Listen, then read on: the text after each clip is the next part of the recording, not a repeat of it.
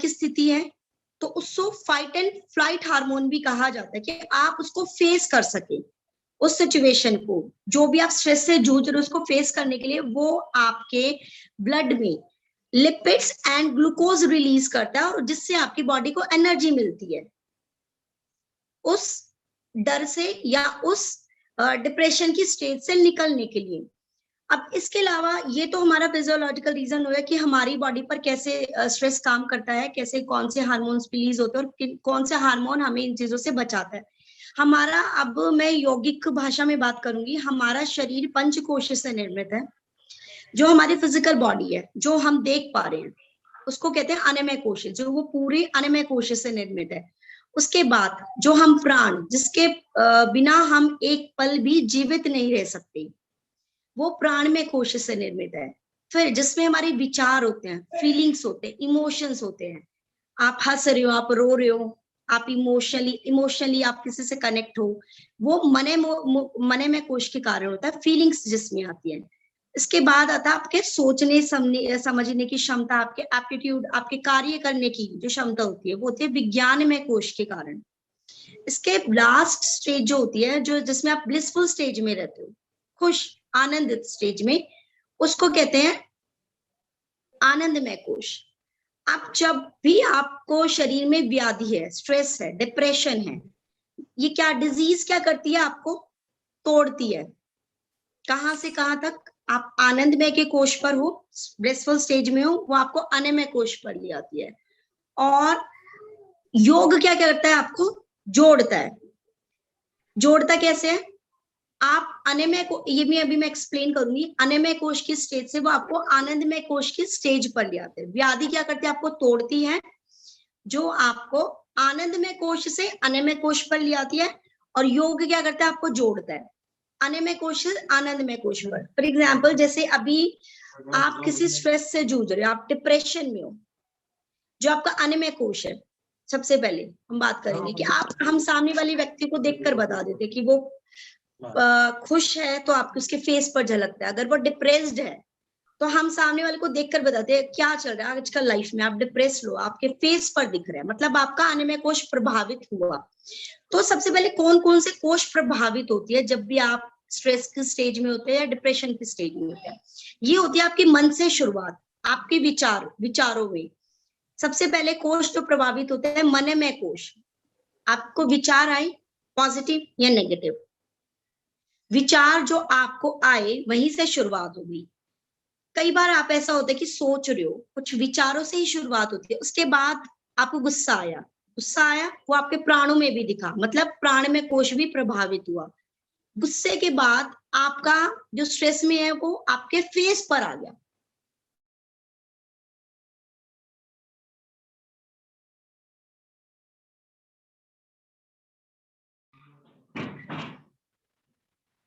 ये 3 कोश प्रभावित होते हैं आपके। सबसे पहले मन से शुरुआत होती है, विचारों से शुरुआत होती है, विचार मन में कोश प्रभावित होते हैं। उसके बाद प्राण में कोश प्रभावित होता है, आपके प्राणों में उसका दिखता है रिजल्ट्स, जो भी आप खुश हो, आनंदित हो या आप परेशान हो, डिप्रेस्ड हो।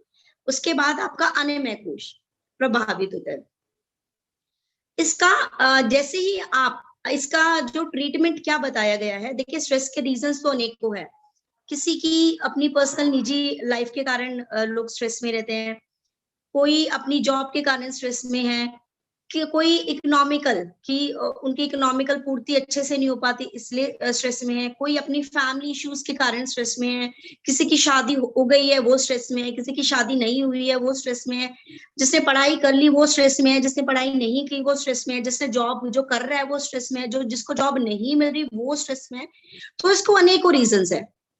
जब लेकिन स्थिति बहुत ज्यादा बढ़ जाती है, जब इंसान डिप्रेस्ड हो जाता है, जैसे कि मैंने कहा मन से ही शुरुआत होती है, मन में कोश प्रभावित होगा, फिर प्राण में, फिर अन्नमय कोश। इसका सॉल्यूशन क्या है, इसका इलाज क्या है? जो हमारे मन में विचार आ रहे हैं, हमें उसी समय अगर उन पर कंट्रोल कर लिया, उनको स्टॉप कर दिया, तो हम डिप्रेशन की स्टेज में नहीं आएंगे। अगर हमने उनको उसी समय नहीं रोका, अपने विचारों पर हमने कंट्रोल नहीं किया, तो एक स्टेज साइकोसोमैटिक डिसऑर्डर्स बन जाएंगे, जिसके कारण हम मन पर कैसे कंट्रोल पाएंगे? योग द्वारा ही संभव है। जैसे कि आप अभ्यास करेंगे सबसे पहले क्रिया योग का। क्रिया योग क्या है? तप, स्वाध्याय, ईश्वर परिनिधान। अभ्यास करेंगे वैराग्य का, ये भी मैं एक्सप्लेन करूंगी, डिटैचमेंट का। इनका अभ्यास करेंगे आप, क्रिया योग का, डिटैचमेंट का। और जैसे कि भगवत गीता की 2 परिभाषा इसमें सार्थक होती हैं, समतव योग उच्यते और योग कर्मेषु कौशलम। अब इसको हमारा जो रीजन है डिप्रेशन का, सब माइंड का गेम है। जब हम चीजों को हैंडल नहीं कर पाते, अब हम अभ्यास, सबसे पहले अभ्यास की बात करेंगे। तप, तप का मीनिंग क्या है? अपने आप को तपाना, शारीरिक रूप से, मानसिक रूप से और वाचिक रूप से। जब आप फिजिकली स्ट्रांग हो, आपकी अगर आपको कोई व्याधि परेशान कर रही है शारीरिक रूप से, या कोई भी बारिश है, गर्मी है, आंधी है, तूफान है, कोई भी ऐसी द्वंद्व, जब आपको आपके शरीर में द्वंद्वों से लड़ने की क्षमता आ जाती है, उसको कहते हैं तब शारीरिक रूप से आप आपको तपा रहे हैं। इससे आप स्ट्रेस में, जब आप फिजिकली स्ट्रांग हो, जब इंसान फिजिकली स्ट्रांग होता है तो वैसे ऑटोमेटिकली एनर्जेटिक, एक्टिव और मेंटली स्ट्रांग होता है। फिर दूसरी मेंटली, अब आपको अपने आप को मेंटली तपाना है। हमारा स्ट्रेस का रीजन क्या होता है? डिप्रेशन का रीजन क्या होता है? अगर सामने वाले व्यक्ति ने आपको कुछ कटु शब्द वचन बोल दिए, आप उस पर सोच विचार करने लग जाते हो, और उसको सोचते ही स्ट्रेस आपका डिप्रेशन में कन्वर्ट हो जाता है। तो आपको इस रूप से अपने आप को मानसिक रूप से तपाना है कि आपको किसी भी विचारों का आपके प्रभाव ही ना हो। इग्नोर, आपको कोई गालियां दे रहा है, आपको क्या अब्यूज कर रहा है, आपकी इंसल्ट कर रहा है, आपको अपने आप को इतना मेंटली स्ट्रॉन्ग करना है कि आप हर सिचुएशन को हैंडल करने के लिए रेडी हो। देखिए, लाइफ में स्ट्रेस के 2 या 3, अगर आप फिजिकली, मेंटली, इमोशनली स्ट्रांग हो, तो कोई भी बाहरी वस्तु आपको डिप्रेशन में डिप्रेस्ड कर ही नहीं सकती। तो इस तरीके की आपको प्रैक्टिस करनी है। वाचिक, सामने वाला आपको उल्टी जवाब दे रहा है, आपको गलत बोल रहा है, आपका अब्यूज कर रहा है, आपके बारे में आपका अपमान कर रहा है, लेकिन आपको उसको जवाब नहीं देना। वाचिक रूप से जरूरी नहीं है कि हम हर बात का जवाब दें। आपको कह रहे नहीं, आप कभी भी लाइफ में सक्सेस नहीं पा सकते, कोई भी, वट बहुत सारे रीजंस होते हैं कि आपको नीचा दिखाया जाता है, तो आप उनको कैसे जवाब देंगे? रिजल्ट्स के थ्रू। रिजल्ट्स आपने वाचिक रूप से उनको जवाब नहीं दिया, वो आप अपने आप को तपा रहे हो कि आप रिजल्ट्स दोगे उन्हें, जब उनको अपने आप ही जवाब मिल जाएगा। इन चीज का आप अभ्यास करेंगे। देखिए, ये पढ़ाने की चीजें नहीं होती कि हमने सिर्फ आपको बताया क्रिया योग ये, लेकिन जब आप अपनी लाइफ में इम्प्लीमेंट करेंगे, जिन चीजों से आप जूझ रहे हो, तो आपको इन चीजों की प्रैक्टिस करते करते आप बहुत स्ट्रांग बन जाएंगे। फिर आता है स्वाध्याय। स्वाध्याय क्या होता है? अपने आप का, स्वयं का अध्ययन।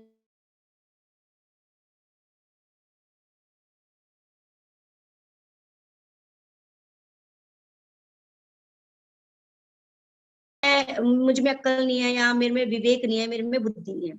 हमें कैसे पता चलेगा कि हम गलत हैं या सही हैं?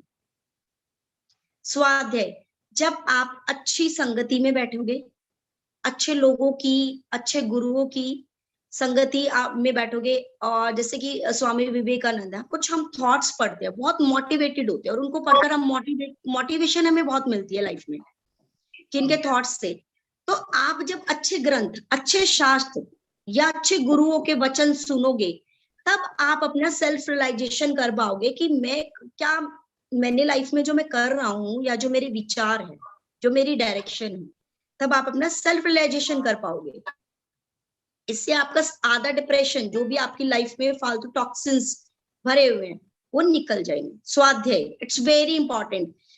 आज की जनरेशन जो आज हम देख रहे हैं, मॉरल वैल्यूज की कमी है, क्योंकि उन्हें मॉरल वैल्यूज नहीं दी जा रही, तो अपना स्वाध्याय, क्योंकि उन्हें अच्छी बुक्स नहीं पढ़ाई जा रही, अच्छे शास्त्र नहीं बताए जा रहे, उन्हें यम नियम आसन, अष्टांग योग जो मॉरल वैल्यूज है, चाहे वो महात्मा बुद्ध द्वारा दी गई हो या महर्षि पतंजलि द्वारा दी गई हो, ठीक है, इसके कारण भी वो डिप्रेस्ड हो जाते हैं। जब आपको सही ज्ञान होता है, रियल नॉलेज होती है, तो आप डिप्रेशन से कोसों दूर हो जाते हैं। उसके बाद आता है ईश्वर परिधान। हम सभी का लाइफ में एक ही चीज से हम जूझ रहे हैं, आज मेरी परमानेंट जॉब नहीं है तो कब लगेगी, सोचते रहते हैं, हार्ड वर्क भी कर रहे हैं, ठीक है, किसी की शादी नहीं हुई तो वो डिप्रेस्ड है, मेरी शादी कब होगी। ठीक है, कुछ चीजें हमें परमात्मा पर, ईश्वर पर छोड़ देनी चाहिए। हमें समय के साथ समाधान मिलता है, लेकिन हम हमारे सोचने से नहीं होगा समाधान। तो ईश्वर परिधान का मतलब क्या है? आप कुछ कर रहे हो, इट्स वेल एंड गुड, आप अपना हार्ड वर्क कीजिए, लेकिन अपने आप को पूर्ण रूप से ईश्वर के प्रति समर्पित कर दिए। एक भी पत्ता संसार में ईश्वर के बिना नहीं हिलता। आप कितनी ही प्लानिंग्स कर लीजिए, कुछ समस्याओं का समाधान सिर्फ ईश्वर के पास ही होता है। ईश्वर की रचना, ईश्वर ने किया है सबका, जो आपका भविष्य, आपका फ्यूचर, आपका प्रेजेंट है, आपका पास्ट है। आप जो कर रहे हो इट्स गुड। जैसे आपकी कुंडलिनी में किसी ने बता दिया सरकारी नौकरी है, सरकारी नौकरी है, लेकिन आप उसके लिए एफर्ट्स करें, तब छोड़ दें उसको ईश्वर के ऊपर। ऐसे ही कुछ समस्याएं आप जो जीवन में फेस कर रहे हो, तो अगर आपके पास सोल्यूशन नहीं निकल पा रहा इन एनी हाउ, तो उसको ये सोचकर कि परमात्मा ही इसका सोल्यूशन निकालेगा, उसको पूर्ण रूप से अपने आप को ईश्वर के प्रति समर्पित कर दे। ज्यादा सोचे ना, ज्यादा स्ट्रेस ना ले, स्ट्रेस से डिप्रेशन में आएंगे। फिर दूसरा हमें अभ्यास करना है डिटैचमेंट। हमारी जितनी भी समस्याएं हैं, कुछ भी है, वो सारी अटैचमेंट के कारण है। हम किसी से लगाव रखते हैं, चाहे वो हमारी वस्तु हो, चाहे वो हमारी गाड़ी हो, चाहे वो हमारा प्रेमी हो, चाहे वो हमारा बच्चा हो, चाहे वो हमारी गृहस्थी हो, चाहे वो हमारा पति हो, चाहे संसार में जो भी व्यक्ति है, जब हमें किसी से लगाव होता है, वो हमारे दुख का कारण होता है। दुख का कारण मतलब स्ट्रेस, स्ट्रेस का कारण मतलब डिप्रेशन। जब आप बहुत ज्यादा लगाव रखते हो, एक्सपेक्टेशंस रखते हो, तभी आप डिप्रेस्ड होते हो। जब आप में डिटैचमेंट की भावना रहेगी, किसी भी आपको, अगर आपको रोजाना आपका रूटीन है कि भाई मेरी लाइफ में मेरी लग्जरी लाइफ है और मुझे ये चीजें चाहिए, और आपको नहीं मिलती, तो आप परेशान हो जाते हो कि नहीं आज ये नहीं था, आज ये नहीं था, ये नहीं था, ये नहीं था, ये नहीं था। लाइक ऐसे ही आपको जीवन में कुछ आपके एम्स हैं, ऑब्जेक्टिव्स हैं, वो आपको नहीं मिल पा रहे, तो आप डिप्रेस्ड हो जाते हो। देखिए हर हर चीज में एक संतोष है, हमारे उसमें बताया गया है नियमों में, संतोष, इसको फॉलो करना। संतोष का मतलब क्या है? हर एक व्यक्ति की अपनी क्षमता होती है, अपनी कैपेसिटी होती है, अपनी कैपेबिलिटी होती है। कुछ लोग बेटा एक मिनट, कुछ लोग, हर एक इंसान का ईश्वर ने दायरा निर्धारित किया हुआ है, और कुछ दायरा आपने अपने आप भी निर्धारित किया हुआ है। संतोष व्यक्ति को तब करना चाहिए, लाइक जैसे मैंने अभी रेड कलर की स्वेटर पहनी हुई है, और मैं अगर ये सोचूं नहीं, मुझे तो ईश्वर ने गरीब ही बनाया है, एंड मुझे तो इसी का पालन करना है, मेरे पास 2 टी-शर्ट, आई एम सेटिस्फाइड। अगर मेरी क्षमता भगवान ने इतनी दी है कि मैं ऐसी 2 टी-शर्ट रोज दूसरे लोगों को भी खरीद कर पहना सकूं, तो मुझे अपनी पूरी क्षमता, जब आप पूरी क्षमता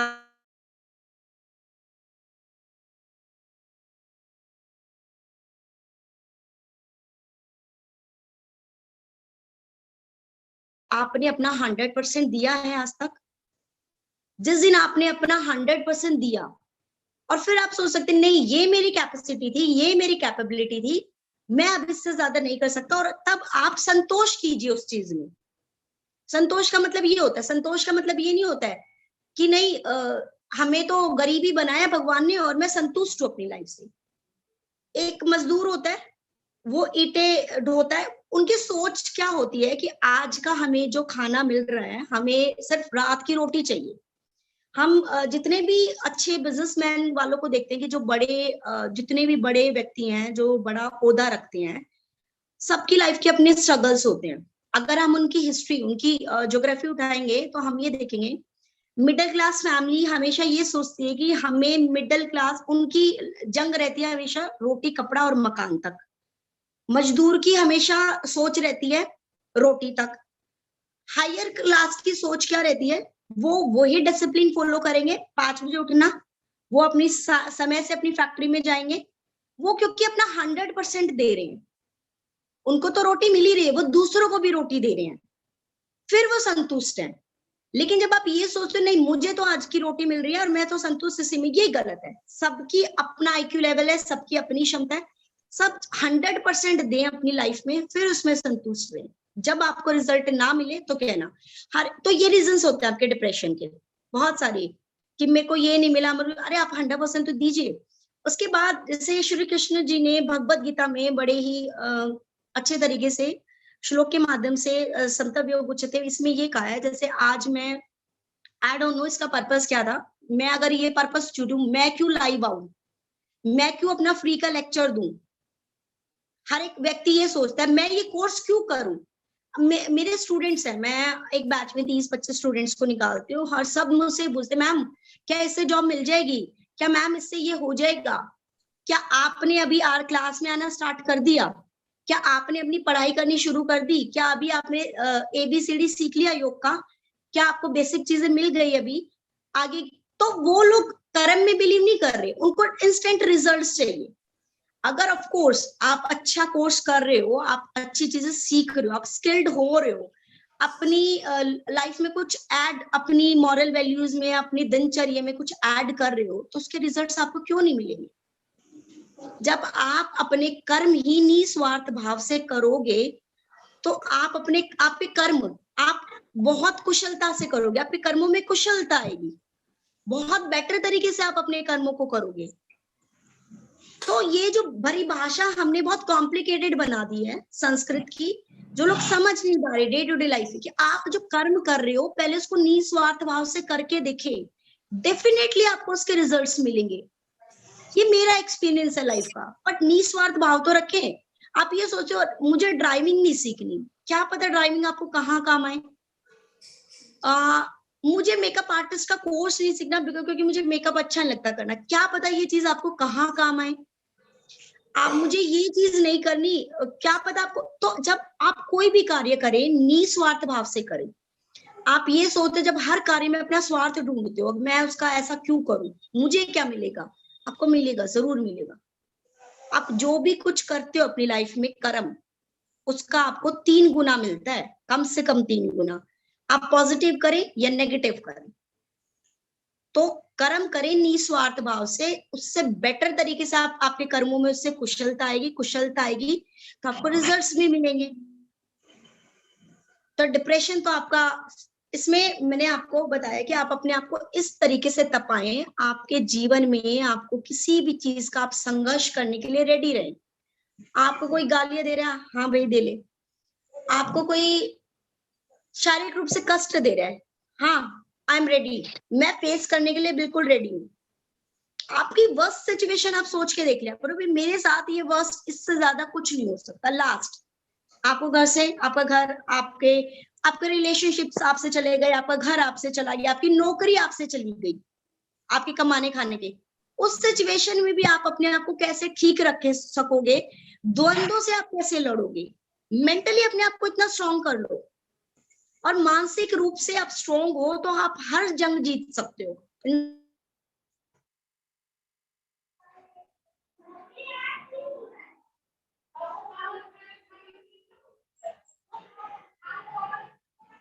कुछ ना कुछ पिलर सपोर्ट जरूर भेजता है।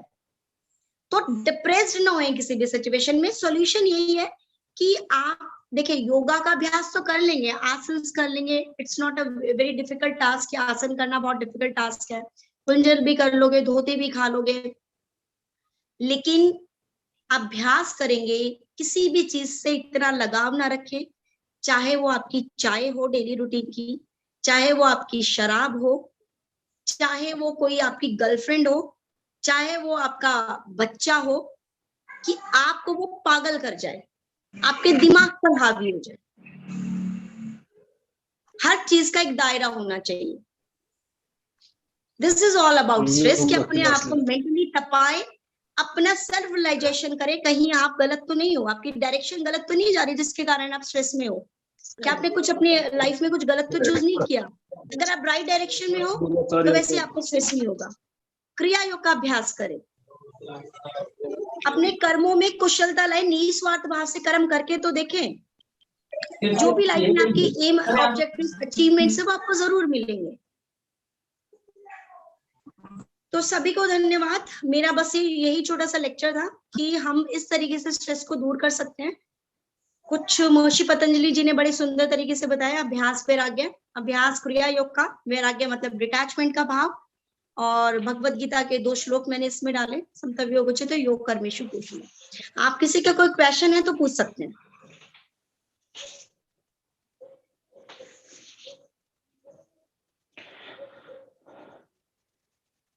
जो भी साथी सवाल पूछना चाहते हैं कृपया वो हैंड रेज करें, मैं उनको बारी बारी से बुलाऊंगा।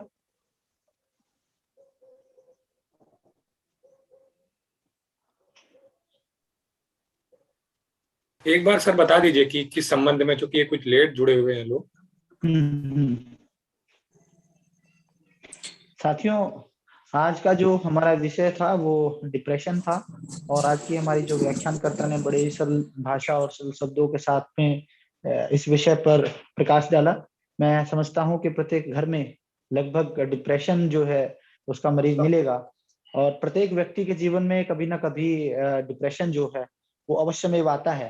बिल्कुल, तो सोचने से जो ही भी डिप्रेशन हमारे साथी, बिल्कुल बिल्कुल, जैसा मैडम ने बताया कि विचारों की अधिकता ही डिप्रेशन का एक नाम है। जब आपके मस्तिष्क में विचारों की लहरें इतनी आती हैं कि आपका मस्तिष्क उसको संभाल नहीं पाता है, तो वो सिचुएशन जो होती है वो डिप्रेशन कहलाती है। तो बहुत ज्यादा अगर विचारों को आप अपने ऊपर हावी होने देते हैं तो आप डिप्रेशन ग्रस्त हो सकते हैं। अन्य कोई अगर आप प्रश्न पूछना चाहते हैं तो आप अवश्य जरूर हाँ, पूछें। प्रमोद जी, एक आप अपने विचारों को कैसे कंट्रोल करेंगे? विचार तो नहीं रुकेंगे। यही योग का यस अभ्यास, देखिए, बंद का अभ्यास करेंगे, इसमें आप प्राणायाम का अभ्यास करेंगे। जब आप बंद का अभ्यास करेंगे, कंप्लीट इनहेलेशन करके कुंभक लगाएंगे, या कंप्लीट एक्सहेलेशन करके कुंभक, जैसे आपको बड़ी तेज गुस्सा आया तो उसमें आप लंबा गहरा श्वास लें और कुछ सेकंड, आपकी क्षमता 5 सेकंड, 10 सेकंड, 20, 30, अपनी क्षमता अनुसार उसको होल्ड करें। बिल्कुल बिल्कुल, उससे धीरे देखिए धीरे अपने अभ्यास को बढ़ाएं। इससे आपके विचार कंट्रोल होंगे। तभी योग का अभ्यास, कुछ ऐसे हमारे आसनास भी बनाए गए हैं, जैसे कि सेतु बंद आसन है, भुजंग आसन है, जो आपके एडेनल ग्लैंड पर इफेक्ट करता है कि आपकी इमोशनल स्टेबिलिटी कंट्रोल होती है। जो इमोशनली बहुत वीक है, लाइक मी, मैं बहुत इमोशनली वीक हूँ, बट मैं मेंटली बहुत स्ट्रांग हूँ। तो आपका एक स्ट्रांग पॉइंट होना चाहिए। कोई अगर आप इमोशनली वीक है, आप मेंटली स्ट्रांग नहीं है, तो आसनों का अभ्यास कीजिए। आसनों के अभ्यास से अपने आप को स्ट्रांग बनाइए कि आप लाइक साइंटिफिकली चीजों को ठीक कर पाए, आपकी ग्लैंड्स का सिक्रेशन आप कंट्रोल कर पाए। कॉर्टिसोल आपको हेल्प करेगा, आपका एनर्जी देगा। इस तरीके से अगर आप मेंटली स्ट्रांग है तो आप चीजों को वैसे ही जीत लेंगे। कोई बड़ी जंग नहीं है डिप्रेशन। बिल्कुल बिल्कुल, जैसा मैडम ने बताया, ध्यान में भी ध्यान की जो परिभाषा बताई गई है उसमें भी कहा गया है ध्यानम निर्विषम मनः। आपका मन जो है वो विचारों से रहित होगा तो आप ध्यान की अवस्था को प्राप्त करेंगे। जब और आपका ध्यान जो है वो आपके आपके जो विचार जो हैं वो आपके सांसों से डायरेक्टली कनेक्टेड होते हैं। जब आप अपनी सांसों को जीत लेते हैं तो आप अपने विचारों को भी जीत लेते हैं, और प्राणायाम जो है उसमें बहुत हेल्प करता है। जैसा मैडम ने बताया कि ऐसे आसन जो जिनसे आपका मस्तिष्क में ब्लड फ्लो ज्यादा बढ़ता है, जैसे सेतुबंद आसन मैडम ने बताया, बिल्कुल सेतुबंद आसन इसमें कारगर है। और जब आप सेतुबंद आसन को करते हैं तो आप देखेंगे कि आपका जो हृदय है वो थोड़ा सा एलिवेटेड होता है, और उसका जो ब्लड सर्कुलेशन है वो आपकी थायराइड ग्लैंड की तरफ, आपकी पिट्यूटरी ग्लैंड की तरफ, यानी आपके मस्तिष्क भाग को ज्यादा मिलता है। तो आप जो है बिल्कुल उस प्रकार से इन आसनों के अभ्यास से बच सकते हैं। साथ ही कुछ प्राणायाम जो हैं, ऐसे प्राणायाम जिनमें श्वास आप गहरा लेते हैं, लंबा श्वास आप लेते हैं, उनका अभ्यास करके भी जो है आप इस प्रकार की अवस्था से बच सकते हैं। बहुत ही सुंदर शब्दों के साथ मैडम आपने बहुत ही सीमित समय में इस टॉपिक को आपने क्लियर किया। मैं आपको इस कीमती समय जो आपने हमें दिया है उसके लिए मैं वास्तविकता में धन्यवाद बहुत सर। बहुत नहीं अपनी सर, पूरी टीम की तरफ से आपका आभार व्यक्त करता हूँ। ये जो कार्यक्रम हम चला रहे हैं मैडम, ये पूरा देश देख रहा है, और इसमें ज्यादातर लोग वो जुड़े हुए हैं जो बच्चे योग में कुछ डिग्रियां कर रहे हैं। तो आपके विचार अवश्य में वो उनके भविष्य में जरूर सार्थक सिद्ध भी होंगे। जी जी, आप पूछ सकते हैं। मुजफ्फरपुर पोज। जी सर, हाँ कल जी से सर, सर आप अपना पूछिए। एक्चुअल नाम बदल लीजिएगा ताकि थोड़ा सा हम आपको नाम से पुकार पाए। आप अपना सवाल लिख करके भेज सकते हैं।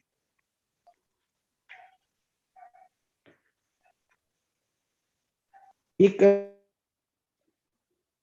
वो सवाल टाइप कर रहे हैं, कुछ साथियों से डाइट भी, हाँ हाँ बिल्कुल बिल्कुल, डाइट के बारे में प्रियंका जी, क्या डाइट के बारे में आप इस बारे में बता पाएंगे कि कौन हाँ, सी मैं डाइट डाइट के बारे में देखिए, डाइट के बारे में विषय में मैं थोड़ी सी बता देती हूँ आपको।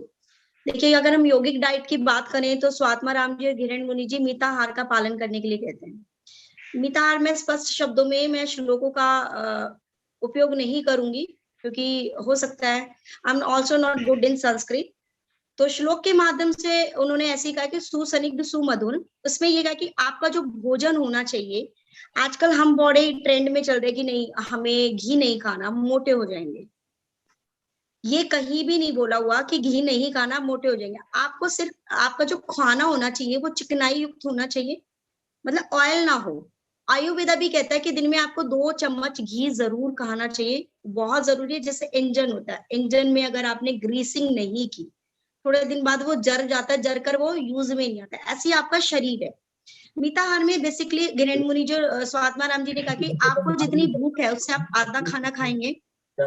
आपको अगर 4 चपाती आप खाते हो तो 2 चपाती खाएंगे, और 1/4 आप पानी के लिए और 1/4 हवा के लिए खाली छोड़ेंगे।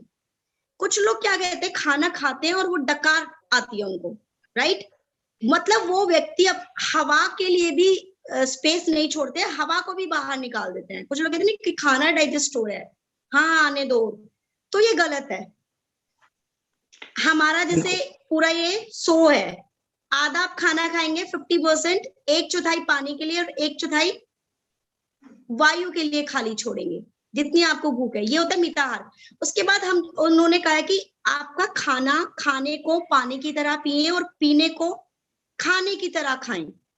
खाने को पानी की तरह पिए मतलब आप इतनी बार चू करेंगे, 32 बार आपको खाने को चबाने के लिए बताया गया है। कम से कम 32 बार आप खाने को चबाएं, जिससे वो लिक्विड फॉर्म में आ जाए और वो मीठा हो जाए। मिताहार का मतलब क्या है? मीठा भोजन। जब आप वो लिक्विड फॉर्म में हो जाएगा तो आपको डाइजेस्ट बहुत अच्छे से हो पाएगा। और हम पानी को क्या करते हैं, एकदम से पी जाते हैं। उसको खाने की तरह धीरे धीरे खाना, सिप सिप करके पानी हमें पीना चाहिए।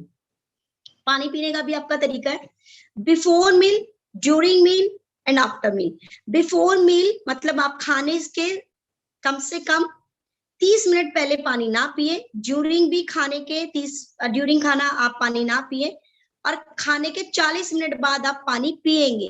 इसका रीजन क्या है? जैसे हमारे स्टमक में HCl क्रिएट होता है। जैसे आप कोई आग जल रही है और आपने उसके ऊपर पानी डाल दिया, आप कुछ आग में जला रहे हो, आपने लकड़ी जलाई और उसके ऊपर आपने पानी डाल दिया, तो क्या हुआ? आग बुझ गई, वो लकड़ी जल नहीं पाएगी। ऐसे ही आप खाना जो खा रहे हो, जो हमारे स्टमक में सिक्रीट होते हैं, एंजाइम्स जो सिक्रीट होते हैं, जिसके कारण हमारा खाना डाइजेस्ट होता है अच्छे से, हम उसके ऊपर पानी डाल देते हैं तो खाना डाइजेस्ट नहीं होता, सड़ने लग जाता है। खाना सड़ने लग जाता है, जिसके कारण हमारी बॉडी में जगह जगह पर टॉक्सिन लाइफ स्टाइल। कृपया माइक ऑफ कर लें, जो भी साथी माइक ऑन करके बैठे हैं कृपया वो माइक ऑफ कर लें ताकि किसी को असुविधा ना हो। कुंदन जी जो हैं, जैसे हमारे घुटनों में हो गया तो हमें आर्थराइटिस का रूप ले लिया, अगर हम हमारे थॉट में हो गया तो हमें एस्थमा का रूप हो गया। तो टॉक्सिन्स जब आपकी बॉडी में बन जाते हैं खाना सड़ने के कारण, इसके तो पानी इसलिए हमें नहीं पीना चाहिए ड्यूरिंग मील। और अब हम कैसा खाना खाने के लिए बोला गया है, अगर मैं पथ्य और अपथ्य कारक भी बताएं इसमें। जैसे कि अपथ्य कारक में आज के समय तो देखो वो जो बुक्स लिखी हुई है स्वात्मा राम जी ने, गिरण मुनि जी 14th सेंचुरी की है, 15th सेंचुरी की है। जैसे उन्होंने पथ्य कारक में मतलब जो आपके स्वास्थ्य के लिए अच्छे हैं, योग साधना में अच्छे हैं, जैसे वर्षा का जल अच्छा बताया गया है, लेकिन आज के समय नहीं है। आज के समय जब वर्षा होगी तो बहुत ज्यादा टॉक्सिन्स होंगे उसमें। हो सकता है दूसरी तीसरी वर्षा के बाद वो जल पीने लायक हो, लेकिन शुरुआत में ये आपकी खुद की भी विवेक और बुद्धि आप इतना उपयोग करेंगे कि ऐसा नहीं है कि आपने जो टेक्स्ट में लिखा हुआ है वो एज इट इज आपने फॉलो कर दिया। वो टेक्स्ट उस समय के अनुसार लिखे गए हैं। आज का हमें वातावरण अलग मिल रहा है, हमारी परवरिश अलग तरीके से हो रही है, हमारा बॉडी टाइप भी अलग है। लेकिन हम ये डिलीवर कर सकते हैं कि हमारे ऋषि मुनियों ने क्या कहा है।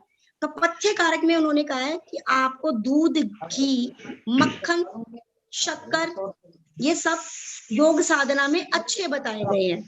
ठीक है, पलवल, करेला और अपथ्य कारक में बिगनिंग में योग साधना में दही और छाछ अपथ्य बताए गए हैं, जो हमारी योग साधना में बाधक है, एक तरीके से बाधक तत्व है। और जो बेल पर निर्मित जो वो होती है, जैसे सब्जियां होती है, जैसे कि घिया, तोरी, ये भी अपथ्य कारक। हींग, सरसों का तेल, मच्छी, मांस, मदिरा, ये सब अपथ्य कारक बताए गए हैं जो आपकी योग साधना में बाधाएं उत्पन्न करने। इसके अलावा हमारा जो फूड होना चाहिए वो इजिली अवेलेबल होना चाहिए, जो हमारे आसपास अवेलेबल है। अब मैं नॉर्थ इंडिया में रहती हूँ तो मैं सी फूड ना सर्च करूं, मुझे फिश नहीं खानी चाहिए, ना मेरे लिए वो सुटेबल है, या मैं हिमाचल की सब्जियां सर्च ना करूं। सीजनल फूड और जो हमारे आसपास इजिली अवेलेबल है। मुझे 2 मिनट का समय दीजिए बस, एक्चुअली मेरा एक इम्पोर्टेंट, सिर्फ 1 मिनट का मुझे समय दीजिए, मैं इसी टॉपिक को कंटिन्यू करूंगी। हाँ, मैं ब्रीफ कर देता हूँ तब तक। हमारे किसी साथी ने पूछा है कि पानी सिप सिप करके क्यों पीना चाहिए। देखिए, पानी जो है उसका टेम्परेचर, जब भी कोई आप लिक्विड चीज लेते हैं तो उसका टेम्परेचर आपकी बॉडी टेम्परेचर से 4 डिग्री अप एंड डाउन होना चाहिए, इससे ज्यादा नहीं पीना चाहिए। आप जब कभी भी देखेंगे आप पानी को पीते हैं, भले ही वो कितना भी ठंडा हो, अगर वो कुछ सेकंड के लिए आपके मुंह में रहता है तो आपके जो शरीर का तापमान है उस पानी के तापमान को भी आपके शरीर के तापमान के अनुकूल कर देता है। जैसा मैडम अभी बता रहे थे कि जब कभी आप घूट घूट करके पानी पिए, घूट करने में क्या एक स्टॉप आता है, स्टॉप आने से जो पानी जितनी देर कुछ सेकंड के अंदर ही आपकी बॉडी का जो टेम्परेचर है उस पानी के टेम्परेचर को आपके शरीर के अनुकूल बना देता है। क्योंकि अगर अत्यधिक ठंडा पानी आप पिएंगे तो आपकी आंतें जो है वो सिकुड़ जाती हैं, और जो अग्नाशय, जैसे मैडम बता रही थी अभी कि अग्नाशय, हमारे शरीर में अग्नि जलती रहती है। तो जब भी हम भोजन करते हैं तो भोजन में जो पाचक रस मिलते हैं उन पाचक रत्नों से जठराग्नि प्रदीप्त होती है। तो जब आप आग पर पानी डालेंगे तो क्या होगा, आग बुझ जाएगी, तो जिससे क्या होगा, आपका पाचन जो है वो खराब हो जाएगा, जो पाचक रस है वो पतले हो जाएंगे, पानी मिक्स होने के कारण वो डाइजेस्ट नहीं हो पाएंगे। तो ये एक कारण रहता है कि पानी को आपको घूंट घूंट करके पीना चाहिए, उससे जो है सलाइवा उसके अंदर मिक्स हो जाता है और आपका जो डाइजेशन है वो बेटर हो जाता है। आहार के ऊपर मैडम बात कर रहे थे, महात्मा बुद्ध ने बड़ी सुंदर व्याख्या दी है आहार की। ऋतभुक, मितभुक और हितभुक। ऋतभुक यानी ऋतु के अनुसार खाएं, मितभुक का अर्थ होता है, मिताहार का अर्थ कम खाएं, कम आहार, भूख जितनी है उससे थोड़ा सा कम, मित का मतलब कम होता है। और हितभुक यानी जैसा आप काम करते हैं वैसा आप भोजन करें।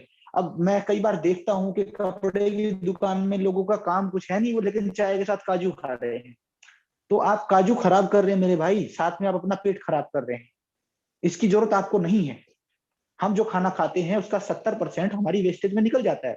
लेकिन प्रॉब्लम क्या है कि मजदूर को तो बेचारे को गुड़ और चना भी नहीं मिल रहा, लेकिन ऐसे लोग जिनको रोटी देना भी वर्जित है वो काजू खा रहे हैं। तो ये यहाँ पर आकर के चीजें बदल जाती हैं। और जिस प्रकार से मैडम बता रहे थे आपको कि डिप्रेशन जो है, डिप्रेस यानी कि विचारों से अपने आप को इतना दबा देना कि आप सोच ही ना पाओ। तो देखिए, इसका सबसे बढ़िया तरीका क्या है, अगर आप इस चीज से निकलना चाहते हैं तो इसका सबसे बढ़िया तरीका ये है कि जब कभी भी आपका दिमाग जो है वो किसी एक डायरेक्शन में जाना शुरू कर दे, तो उस दौरान हमारी बॉडी के अंदर हमारे जो 2 नॉस्ट्रल्स हैं, भगवान ने ये नेचुरल एसी लगाया है हमारे शरीर में।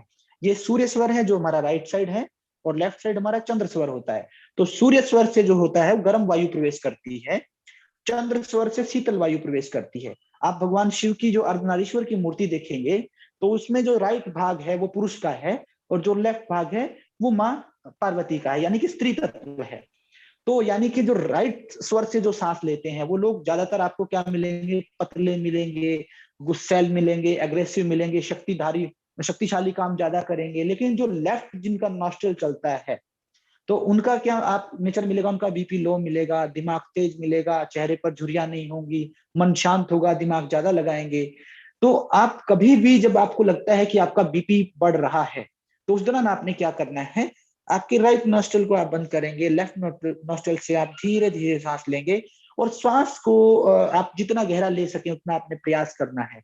अब श्वास का जो एक सीमित स्थान है, जो उसका अंतिम पथ है, उसके बारे में भारतीय साहित्य में कुछ नहीं लिखा, लेकिन जापानीज में एक लिखा है। उस स्थान को वो बोलते हैं तांदेन। तांदेन आपकी नाभि से 2 अंगुल नीचे तक होता है। जो बच्चा होता है, आप उसको देखेंगे कि जब भी बच्चा सांस ले रहा होता है तो उसका पेट फूल रहा होता है, वो उदर श्वसन कर रहा होता है। और योग में भी बताया जाता है उदर श्वसन सबसे अच्छा रहता है। तो जिस व्यक्ति का श्वास उदर से नीचे जाएगा, नाभि से नीचे जाएगा, वो कभी डिप्रेस नहीं हो सकता। आप कभी भी देखेंगे जो बंदे डिप्रेस्ड होते हैं उनका बीपी हाई होना शुरू हो जाता है, उनके सांस छोटे हो जाएंगे, उनका सांस केवल कंठ तक जाएगा, वो मुंह खोलकर सांस लेंगे, छाती बार बार उचका करके सांस लेंगे। तो इस चीज से क्या मतलब है कि जब भी आपके ब्रेन में ऑक्सीजन प्रॉपर नहीं जाएगी तो आपके जो न्यूरॉन्स आपके ब्रेन के अंदर है वो चार्ज नहीं होंगे। जब न्यूरॉन्स चार्ज नहीं होंगे तो ब्रेन का सिग्नल जो है वो प्रॉपर मसल्स के साथ कोऑर्डिनेशन नहीं बन पाएगा। तो आपने क्या करना है, जो आपका लेफ्ट साइड है आप उससे धीरे धीरे सांस को लेंगे। अब सांस को लेने का भी एक अपना तरीका होता है। सांस को जब मैम भी ज्वाइन आप हो गए लेते हैं, प्रमोद जी मैम आ गए हैं। अच्छा, नहीं सर को कंटिन्यू करने दीजिए। देखिए ज्ञान तो बांटने से ही बढ़ता है, और मैं तो थैंक यू मैम। हमेशा ये सोचती हूँ मुझे कुछ नहीं आता, मैं हमेशा ऐसे ही सोचती हूँ। तो कुछ चीजें सुनने को मैम मिलती सारे हैं, यहाँ सब मेरे जितने भी स्टूडेंट्स लोग और हैं वो टीचर सारे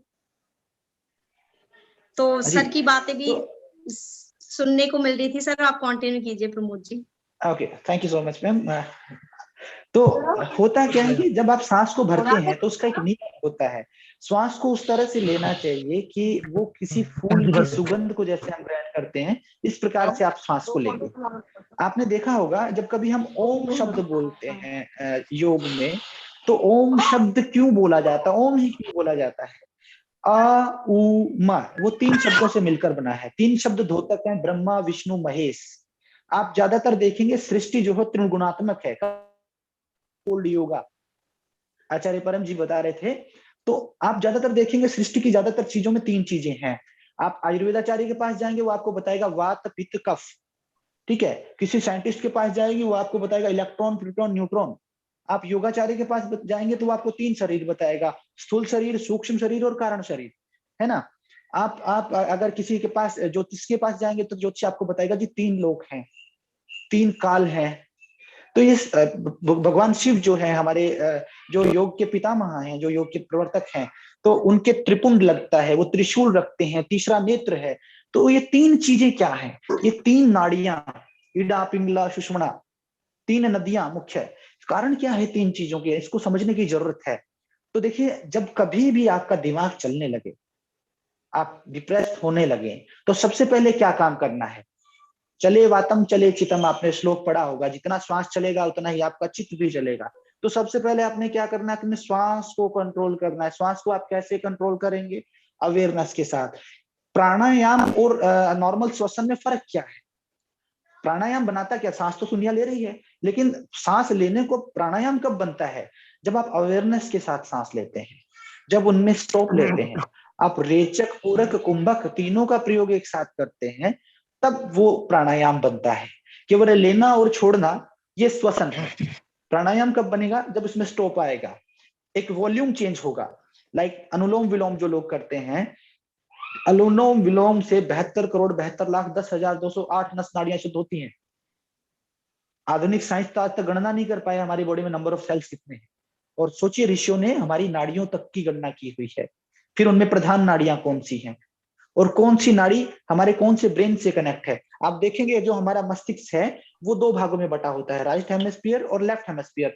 जो हमारा राइट ब्रेन होता है वो एक्शन ब्रेन होता है, लेफ्ट ब्रेन जो होता है वो लॉजिकल ब्रेन होता है। तो लॉजिकल ब्रेन में ऑक्सीजन सप्लाई को बढ़ा देंगे तो डिप्रेशन कम होना शुरू हो जाएगा। वो होगा कैसे? आप चंद्रभेदी प्राणायाम कीजिए, या कुछ भी नहीं है तो आपने लंबे और गहरे सांस लेने की कोशिश करना है। तांदेन तक सांस जाना चाहिए। तांदेन मैंने बताया नाभि से 2 अंगुल नीचे तक, जहां पे हमारा स्वादिष्टान चक्र हम बोलते हैं, उस भाग को जापानीज में तांदेन कहा जाता है। तो आप कभी भी क्या करें, जब आप श्वास को ग्रहण करेंगे तो नासिका के अग्रभाग पर उसका टेम्परेचर आपको फील होना चाहिए। आप धीरे धीरे श्वास को भरेंगे, नासिका के अग्रभाग पर टेम्परेचर फील होना चाहिए। जब आप सांस को बाहर निकालेंगे तो जो गर्म वायु है वो आपके अपर लिप पर आपको फील होना चाहिए। उससे आपने कनेक्ट करना है, अपने ब्रेन को चैनलाइज करना है। चिंता में और चिता में मात्र एक बिंदी का अंतर होता है। तो साथियों, जब आप किसी एक पर्टिकुलर एक चीज के बारे में बार बार सोचना शुरू कर देते हैं, सोचना शुरू कर देते हैं, तो वो जो बिंदी है वो आप अपने सिर पे ले लेते हैं। और जब कभी भी आपका दिमाग जो है उसके पास बहुत सारे जो है थॉट्स आने शुरू हो जाएंगे, तो जो ऑक्सीजन आप सांस में ले रहे हैं उसका कंजम्पशन बढ़ जाता है। तो उसके कंजम्पशन के बढ़ने के कारण क्या होगा कि आपके शरीर को, बाकी शरीर को ऑक्सीजन मिलना कम हो जाएगा, आप लेथार्जिक फील करेंगे, आप थके हुए फील करेंगे, एनर्जी नहीं बचेगी, आप चिड़चिड़ापन आपके शरीर में आ जाएगा। और जब ऑक्सीजन प्रॉपर नहीं होगी, आप जानते हैं कि किसी भी वस्तु को जलाने के लिए ऑक्सीजन की जरूरत पड़ती है। तो जो भोजन का पाचन होता है उसमें भी जठराग्नि प्रदीप्त होती है, तो उसको जब ऑक्सीजन प्रॉपर नहीं मिलेगी तो पाचन नहीं होगा। जब पाचन नहीं होगा तो पाचक रस आपको नहीं मिलेंगे, पाचक रस आपको पूरे नहीं मिलेंगे तो क्या होगा, आपका शरीर क्षीण हो जाएगा, शक्तिहीन हो जाएगा। और जब प्रॉपर ऑक्सीजन नहीं मिलेगी तो मैं क्वेश्चन पढ़ नहीं पाया हूं दोस्त, ठीक है, मैं चैट बॉक्स में देख लूंगा। तो क्या होगा, जब पाचक रस आपके बॉडी को नहीं मिलेंगे तो आपके शरीर में जो HGH है, ह्यूमन ग्रोथ हार्मोन्स, वो प्रॉपरली जो है सीक्रेट नहीं होगा, आपकी ग्लैंड्स जो है वो प्रॉपर फंक्शन नहीं करेंगी। और आपकी जो ग्लैंड्स हैं जब वो फंक्शन नहीं करेंगी, आधुनिक अगर साइंस में आपसे कोई पूछता है कि what is chakra, medical science के जो लोग हैं वो उनको आप अगर चक्रा के बारे में बताएंगे समझा नहीं सकते, लेकिन आप उनको जो है बता सकते हैं 7 ग्लैंड्स के बारे में। मैम को थोड़ा समय दीजिए, क्योंकि हम लोग तो चर्चा करते रहेंगे। बिल्कुल बिल्कुल, thank you so much ma'am, आपने बहुत समय दिया। मैं क्वेश्चन पढ़ नहीं पाया था एक्चुअली, क्या है कि थोड़ा बड़बोला आदमी हूं मैं, तो फ्लो में बढ़ जाता हूं। थोड़ा होल्ड किया, अच्छा है। मेरी तरफ से तो मैं टॉपिक कर चुकी थी, बाकी मैं कहाँ थी, अब डाइट के बारे में बता रही थी बस, कि हमें भोजन वही लेना चाहिए जो इजीली अवेलेबल हो और जो हमारे वातावरण के अनुसार हो। हम चीजें प्रिजर्वेटिव्स अवॉइड करें और स्पेशली रिफाइंड चीजें अवॉइड करें। रिफाइंड चाहे आपका आटा हो, आजकल जो हम पैकेट्स का आटा खा रहे हैं वो बहुत हार्मफुल है, वो रिफाइंड आटा है। रिफाइंड ऑयल हो या कुछ भी चीज, और ज्यादा से ज्यादा कोशिश करें भोजन आपका जो वेजिटेबल्स है, फ्रूट्स है, विद स्किन लेना। विद स्किन मतलब कुछ वेजिटेबल्स या कुछ फ्रूट्स हम अननेसेसरी उनकी स्किन उतार देते हैं, कुछ तो हम नेसेसरी, हमें लगता है कि नेसेसरी उतारनी चाहिए, जैसे पोटैटो, आलू है, हम उसकी भी स्किन उतार दें, बट जितने भी विटामिन प्रोटीन्स होते हैं वो सब स्किन के नीचे ही होते हैं। तो आपका भोजन हमेशा ऐसे कोशिश करें, जैसे दालें हैं, पल्सेस हैं, उनको बार बार वॉश ना करें, उससे भी उनके जितने विटामिन प्रोटीन्स है सभी निकल जाते हैं।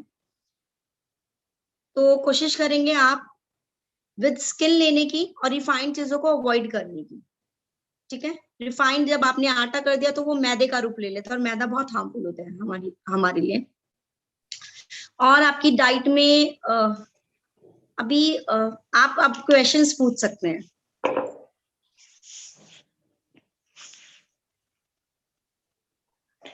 विधि सिंह जो हैं, विधि सिंह जी अपना क्वेश्चन पूछें। सर विधि सिंह जी को अनम्यूट कर दें प्लीज।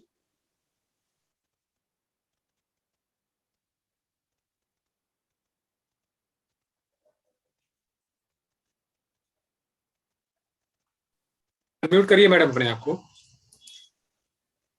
मैंने कर दिया, आप अनम्यूट करिए।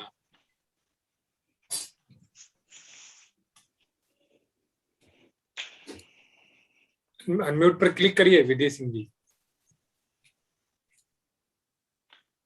अगर आप अनम्यूट नहीं कर पा रहे हैं तो आप लिखकर भी अपना सवाल चैट बॉक्स में भेज सकते हैं।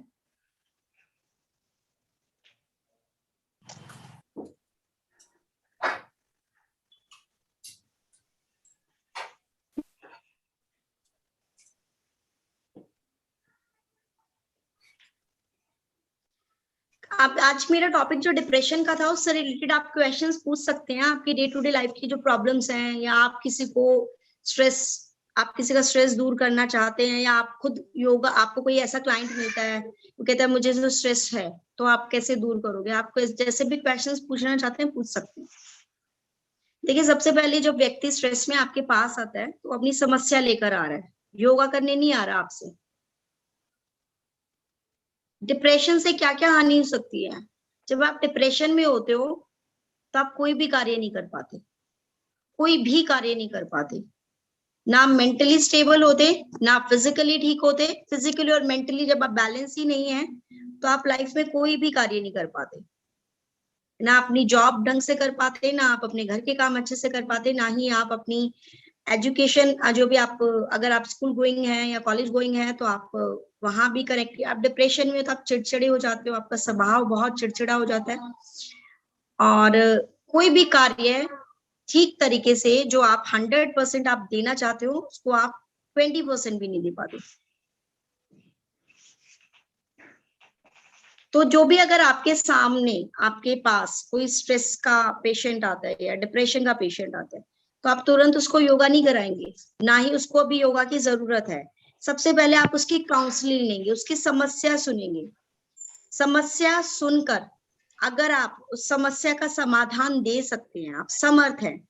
हमारी सोसाइटी में क्या ट्रेंड है, अगर आप वीकर हैं ओवरकम किया जाता है। आप वीकर हैं तो आपको ओवरकम किया जाता है, बट स्ट्रॉन्गर का ये काम होता है कि वीकर कैटेगरी को सपोर्ट करना। आप चाहे फिजिकली स्ट्रांग है, उसको फिजिकली आप हेल्प कर सकते हो तो फिजिकली करें। मेंटली स्ट्रांग है, आपके सजेशंस उसके लिए अच्छी गाइडेंस का प्रभाव कर सकते हो तो उसको अच्छी सजेशंस दे। आप इमोशनली उसको अच्छे से, आपको लगता है कि आप इमोशनली उसको ठीक करेंगे तो इमोशनली आपको लगता है, फाइनेंशियली आप उसको सपोर्ट कर सकते हो, फाइनेंशियली सपोर्ट करो, लेकिन सोल्यूशन दे। जो स्ट्रेस का रीजन है उसकी काउंसलिंग ले, फिर उसको योगा की तरफ लेकर आए कि आप ये अभ्यास कीजिए, ये सूक्ष्म कीजिए, ये प्राणायाम कीजिए। सबसे पहले उसको काउंसलिंग की जरूरत होती है। साइकियाट्रिस्ट भी क्या करते हैं, उनके पास भी कोई सोल्यूशन नहीं होता, वो उनको पिल्स देते हैं, क्योंकि साइकियाट्रिस्ट भी हमारी क्लास में आते हैं, वो खुद योगा सीख कर जाते हैं। क्या है इसका सोल्यूशन, क्या है सोल्यूशन? बस यही है जो मैंने आपको बताया, योगाभ्यास, अभ्यास, वैराग्य और क्रिया योग का पालन।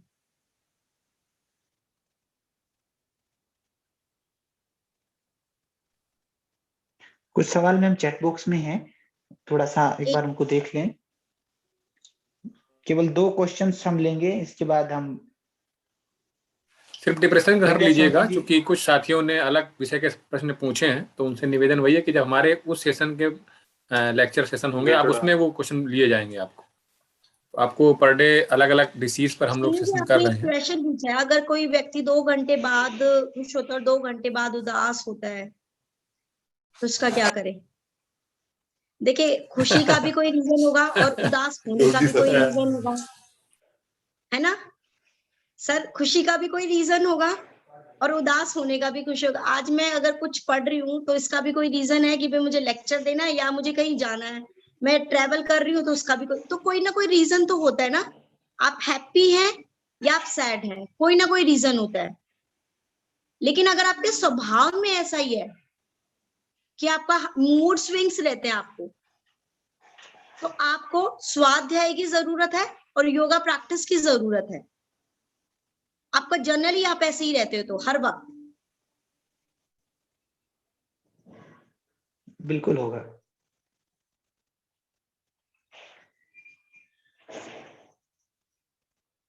जी प्रमोद जी, अब समय हो गया है तो हम लोग लास्ट को बढ़े।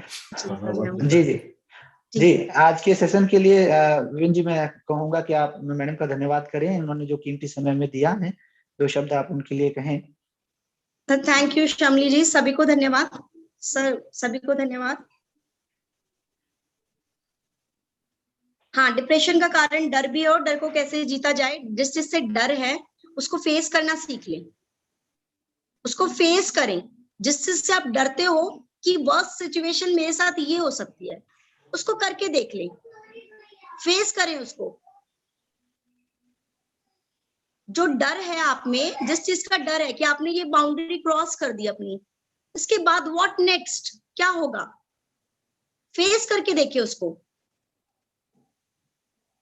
अब आपको अंधेरे से डर लगता है तो अंधेरे में जाने की प्रैक्टिस करें, व्हाट नेक्स्ट, क्या होगा, भूत तो नहीं मिला ना।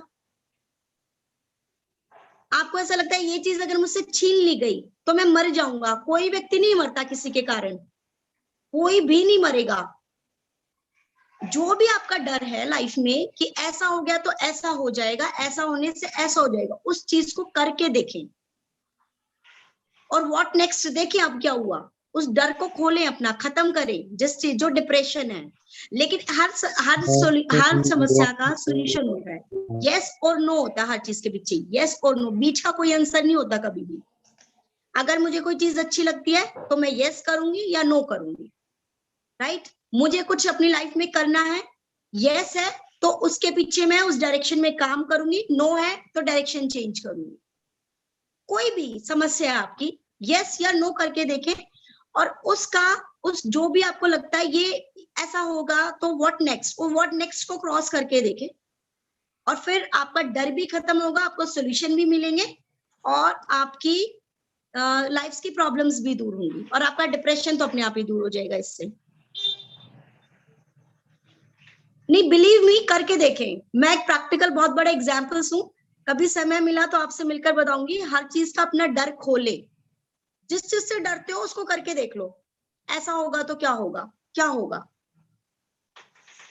बट मेंटली स्ट्रॉन्ग रहे, किसी भी सिचुएशन को झेलने के लिए अपने आप को रेडी रखे, द्वंद्वों को सहन करने के लिए। सुख दुख, अमीरी गरीबी, अपमान सम्मान, आपको अपमान भी उतना ही मिलेगा। कोई भी लाइफ में बड़े डिसीजंस लेते हो, आपका सम्मान भी हो सकता है, आपको गरीबी भी मिल सकती है, आपको अमीरी भी मिल सकती है, आपको सुख भी मिल सकते हैं, दुख भी। बट उस सिचुएशन को फिर आगे रिजल्ट्स के लिए अपने आप को प्रिपेयर कर लें, ये रिजल्ट्स है। और हाँ, मैं उस सिचुएशन से बेटर इस सिचुएशन में हूं और मैं इसमें सरवाइव कर सकती हूँ या कर सकता हूँ। डिप्रेशन आपका दूर हो जाएगा उससे। जब आप एक कंक्लूजन निकालेंगे, एक डिसीजन की तरफ चली जाएंगे।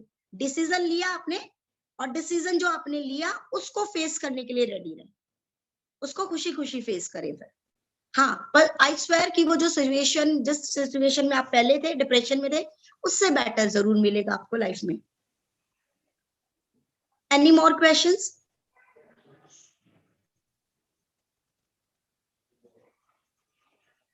Okay, thank you so much, सभी को धन्यवाद। ओके, प्रमोद जी।